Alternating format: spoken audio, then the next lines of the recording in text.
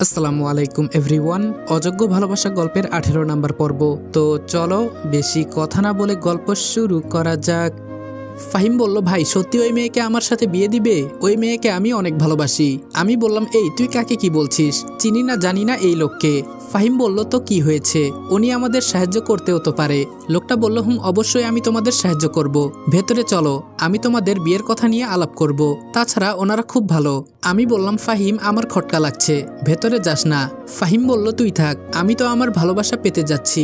লোকটা বলল, এই চলো, বলছি তো আমি আছি। কি আর করব, বন্ধুকে ফেলে তো আর যাওয়া যায় না। তবে এখানে একটা ঝামেলা হবে, তাই হালকা করে তিশাকে একটা মেসেজ করলাম। ভেতরে গিয়ে দেখি একজন মুরব্বী লোক বসে আছে, তবে উনি খুব শক্তিশালী মনে হচ্ছে। মুরব্বী লোকটা বলল, বাবা এরা কারা? আমি মনে মনে বললাম, কি বাবা? তার মানে ওনার ছেলে উনি। লোকটা বলল, আরে বাবা আর বলিও না, ওরা নাকি আমার বোনকে বিয়ে করতে চায়। কথাটা ফাহিমকে দেখিয়ে বলল। আঙ্কেল বললেন, তাহলে তো খুব করে আদর করতে হয়। বাবা তোমরা বসো এখানে। আমি বললাম, শালা সব হয়েছে তোর জন্য, কত করে বলেছি ভেতরে যাস না, তাও আমাকে নিয়ে এলি, এখন দুইজনই মরি। আঙ্কেল বললেন, সাদিয়াকে ডাক দাও তো। একটু পর সাদিয়া এসে বলল, বাবা তুমি আমাকে ডাকছো? আঙ্কেল বললেন, মারে তুই এদের চিনিস? সাদিয়া তো ফাহিমের দিকে অবাক হয়ে তাকিয়ে আছে। সাদিয়া ভয় পেয়ে গেছে বুঝতে পারছি।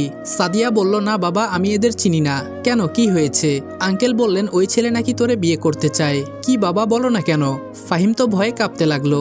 আঙ্কেল বললেন, সবাই ভেতরে যাও। আন্টি বললেন, ওরা ছেলে মানুষ, মাফ করে দাও, বোঝে নাই। আঙ্কেল বললেন, চুপ করো আর ভেতরে যাও। আমি বললাম, আঙ্কেল কাউকে ভালোবাসা কি অপরাধ? ছেলেটা বলল, কি রে তুই আমার বাবাকে ভালোবাসা শিখাস? আমি বললাম, হয়তো ও আপনার বোনকে ভালোবাসার কথা বলেছে, তাই বলে আমাদের এখানে এনে মারবেন? ছেলেটা বলল, কি আমাদের মুখে মুখে কথা? তুই জানিস আমি কে? আমি বললাম, পাওয়ার দেখান আমার সাথে। আঙ্কেল বললেন, এই তুমি তো খুব বাড়াবাড়ি করছো। আমি বললাম, আপনার মেয়েকে ও ভালোবাসে, যদি আপনারা রাজি না থাকেন তাহলে বলেন, আমরা চলে যাই, অযথা ঝামেলা বাড়াতে চাই না। আঙ্কেল বললেন, আমাদের মুখে মুখে কথা? এই বলে যে আমার দিকে লাঠি নিয়ে আঘাত করতে যাবে আমি লাঠিটা ধরে ফেললাম। আমি বললাম, ইচ্ছে করলে আপনাদের চাকরি খেয়ে ফেলতে পারি, কিন্তু আমি তা করব না। তবে আপনার এই ব্যবহারে আমি খুশি হলাম না। তিশা বলল, এখানে কি চলছে? আঙ্কেল বললেন, ম্যাডাম আপনি আমাদের বললে আমরাই চলে যেতাম। তিশা বলল, আপনাদের ব্যবহারের জন্য এখানে আসতে হলো। আর আপনার এত বড় সাহস কি করে হয় ওর গায়ে লাঠি দিয়ে আঘাত করার? আঙ্কেল বললেন, ম্যাডাম ওরা এখানে কেন আসছে জানেন? আমার মেয়েকে নাকি ওই ছেলে ভালোবাসে। তিশা বলল, তাই বলে ওদের মারবেন আপনি? আঙ্কেল বললেন, ম্যাম ওদের কাজই এটা, মেয়েদেরকে ডিস্টার্ব করা, এজন্য ওদের শিক্ষা দেওয়া দরকার। তিশা বলল, আপনি কাকে কি বলছেন জানেন? উনি আমার হবু স্বামী। আঙ্কেল বললেন, কি? Sorry madam. ছেলেটা বলল, ভাই আমাকে মাফ করে দেন, আমি জানতাম না আপনি ম্যামের স্বামী, আগে বলবেন না? আমি মনে মনে বললাম, আগে বললে তোরা এসব বিশ্বাস করতি? তিশা বলল, সবকিছু আমি বুঝিয়ে বলছি। ফাহিমকে দেখিয়ে বলল, এই ছেলে আপনার মেয়েকে অনেক আগে থেকেই ভালোবাসে, কিন্তু কিছুদিন আগেও গ্রামে চলে যায়। ও ওর ভালোবাসার কথা বলতে পারে নাই। আমি চাই ওদের আপনি বিয়ে দিয়ে দেন, আর আপনার মেয়েকে ডাক দেন। আঙ্কেল বললেন, সাদিয়া মা এইদিকে আয়। সাদিয়া বলল, বাবা। আঙ্কেল বললেন, সত্যি করে বল, তুই এই ছেলেকে কি ভালোবাসিস? সাদিয়া বলল, ইয়ে মানে বাবা। তিশা বলল, সত্যি কথা বলো, তোমাকে কেউ জোর করবে না, এখানে আমি আছি, কেউ কিছু বলবে না তোমাকে। সাদিয়া বলল, বাবা ওকে আমি অনেক আগে থেকেই পছন্দ করি। আঙ্কেল বললেন, তাই তো বলি, এই ছেলে যেদিন থেকে চলে গেছে আমার মেয়েও কেমন জানি চুপচাপ হয়ে গেছে। আমি কি তোকে কম ভালোবাসি? আমাকে বলবি না, তাহলেই তো এমন হতো না। তিশা বলল, আমি আর কিছু শুনতে চাই না, আপনি ওর মার সাথে কথা বলুন। আঙ্কেল বললেন, জি ম্যাম। বাবা তোমার মার নাম্বারটা বলো। ফাহিম তার আম্মুর নাম্বার দিয়ে দিল। তিশা বলল, আচ্ছা আজকে আমরা আসি। আঙ্কেল বললেন, প্লিজ ম্যাম আজকে থাকেন, কিছু খেয়ে যান। তিশা বলল, এখনো অফিসে যেতে পারি নাই, আপনারা ভালো থাকবেন, আর তোমরা সবাই চলো। তিশার সাথে গাড়িতে বসার পর তিশা বলল, এই তোমাকে কতবার বলেছি কোনো ঝামেলায় জড়াবে না, জানো আজকে আমার অফিসে দরকারি একটা কাজ ছিল, সেই কাজ ফেলে তোমার কাছে আসতে হলো। ফাহিম বলল, ভাবি ওকে কিছু বলবেন না, সব দোষ আমার, আমি পাগল হয়ে ওকে টেনে নিয়ে গিয়েছি, না হলে এসব হতো না। তিশা বলল, আমি কি ছিলাম না? আমাকে বলতা, সবকিছু আমি রেডি করে দিতাম। ফাহিম বলল, সরি ভাবি। তিশা বলল, আমি বসে বসে ওদের কথা শুনতেছি। তিশা বলল, কি হলো তুমি কথা বলো না কেন? আমি বললাম, এত বড় অপরাধ করে ফেলেছি, কি করে তোমার সাথে কথা বলি? তিশা বলল, মজা করো আমার সাথে? আমি বললাম, তো কি করব, আমার থেকে তোমার অফিসের কাজ বড় হয়ে গেল, যাও কাজ করো। না করেছে কে? তিশা বলল, এই যে দেখো, আমি কি বলেছি তোমার থেকে আমার অফিসের কাজ বড় হয়ে গেছে? রাগ করো কেন? আমি বললাম এই আমাকে নামিয়ে দাও, তোমার সাথে কোনো কথাই বলতে চাই না। তিশা বলল আচ্ছা বাবা সরি। আমি বললাম তোমার সরি দিয়ে আমি কি করব, ড্রাইভার গাড়ি থামাও। তিশা বলল বলছি তো সরি। আমি গাড়ি থেকে নেমে গেলাম। ফাহিম আমার পেছনে পেছনে আসলো আর তিশা গাড়ি নিয়ে অফিসে চলে গেল। মনে হয় সত্যি সত্যি কোনো দরকারি কাজ পড়ে আছে, না হলে আমার পেছনে পেছনে আসতো। ফাহিম বলল আরে রনি এইটা কি করলি? আমি বললাম কি করেছি?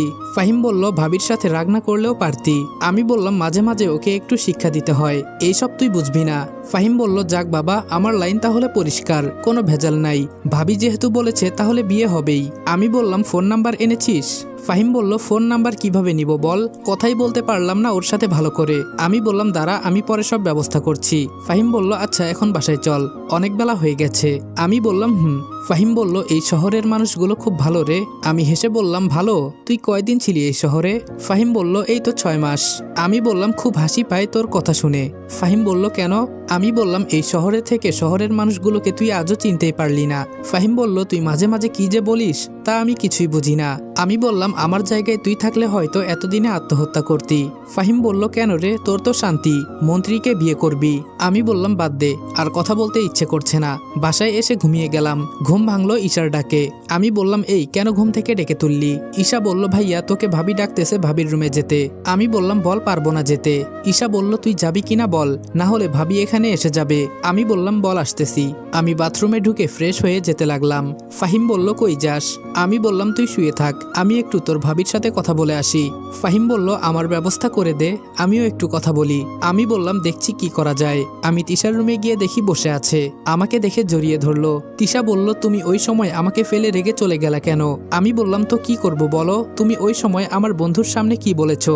তিশা বলল আচ্ছা সরি, আর কোনোদিন তোমাকে কিছুই বলবো না।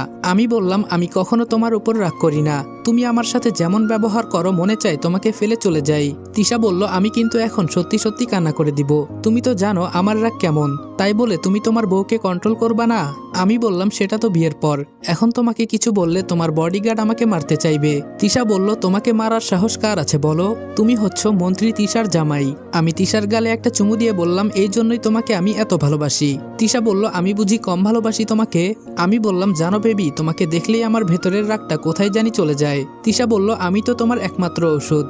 আমি বললাম মাঝে মাঝে মনটা কি চায় জানো, তোমাকে নিয়ে দূর আকাশে কোথাও চলে যাই, যেখানে কেউ থাকবে না, শুধু তুমি আর আমি। তিশা বলল আমরা দুইজন যদি ঠিক থাকি তাহলে আমাদের কোথাও যেতে হবে না।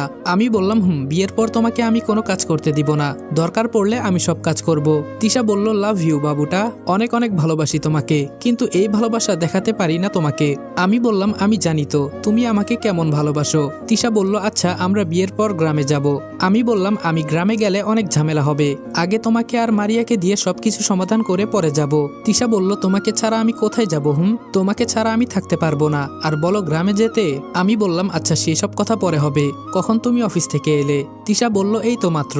আমি বললাম ফ্রেশও হও নাই? তিশা বলল না, তুমি রাগ করেছো তাই আগে তোমাকে ঠান্ডা করছি। আমি বললাম আচ্ছা যাও তুমি ফ্রেশ হয়ে আসো, আমি বসে বসে ফোন টিপি। তিশা বলল কোথাও কিন্তু যাবা না? আমি বললাম আচ্ছা যাও। তিশা বাথরুমে চলে গেল, আমি বসে বসে গান শুনতে লাগলাম। আজকে নিজের ভেতরে কেমন জানি খুশি খুশি একটা ভাব লাগছে। কিছুক্ষণ পর তিশা বাথরুম থেকে বেরিয়ে এলো। তিশাকে এখন অনেক সুন্দর লাগছে, একটা গেঞ্জি পরেছে। আমি বললাম এইটা কি পরলা? তিশা বলল কেন বাবু, আমাকে ভালো লাগছে না? আমি বললাম অনেক ভালো লাগছে, কিন্তু এসব পরে কি মানুষকে দেখাতে চাও? তিশা বলল এই তোমার কি মাথা খারাপ? এই পোশাক তো যখন আমি রুমে একা থাকি তখন পরি। আমি বললাম তাহলে আমার সামনে পরলা কেন?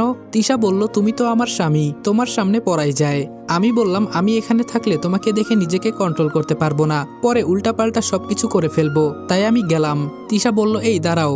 আমি দৌড়ে বেরিয়ে গেলাম। তিশাকে যে এত সুন্দরী লাগছে তা বলে বোঝাতে পারবো না। মারিয়া বলল আরে রনি দৌড়ে কোথায় যাস? আমি বললাম দৌড়ে পালাই। মারিয়া বলল কেন, কি হয়েছে যে ম্যামের রুম থেকে দৌড়ে পালিয়ে যাচ্ছিস?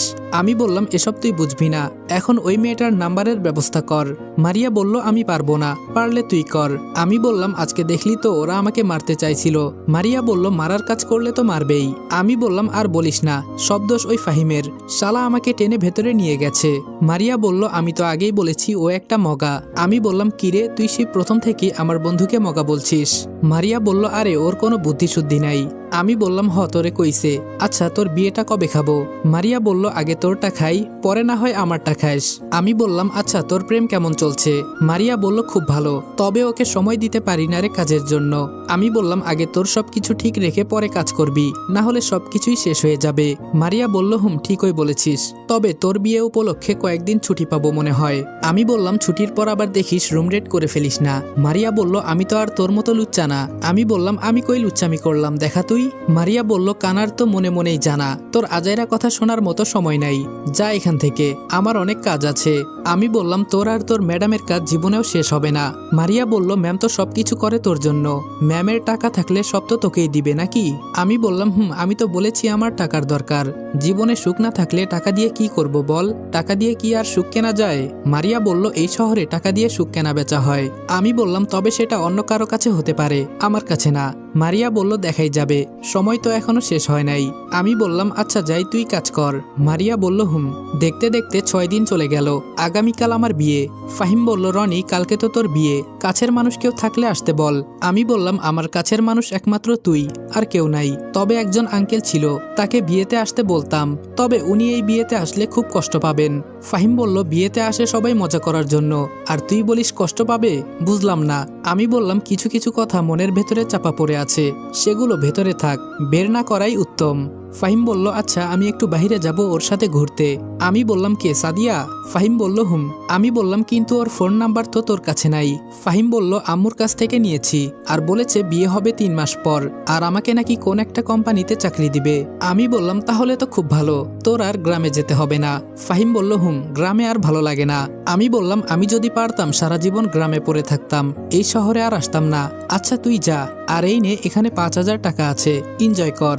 ফাহিম বলল, এমনি তুই আমার কাছে টাকা পাস, আগের টাকাগুলো এখনো দিতে পারি নাই। আমি বললাম, আরে যা, যখন তোর হাতে টাকা থাকে তখন দিস, কোনো সমস্যা নাই। ফাহিম বলল, অনেক অনেক ধন্যবাদ বন্ধু। আমি বললাম, ফাহিম চলে যাওয়ার পর আমি ছাদে চলে গেলাম। আজকের আকাশটা খুব সুন্দর লাগছে, মেঘলা মেঘলা অবস্থা। খুব করে আজকে মিতুর কথা মনে পড়ছে, কেন জানি এখন মনে হচ্ছে আমি মিতুকে ভালোবেসে ফেলেছি। দূর থেকেই কাউকে যে এত ভালোবাসা যায় তা আমি এখন বুঝতে পারছি, কিন্তু এখন আমার এসব চিন্তা করে লাভ আছে? আগামীকাল আমার বিয়ে, তিশার হাতে বন্দী হয়ে যাব আমি। কোনো মেয়ের সাথে কথা বলতে হলেও তিশার কাছ থেকে আগে অনুমতি নিতে হবে।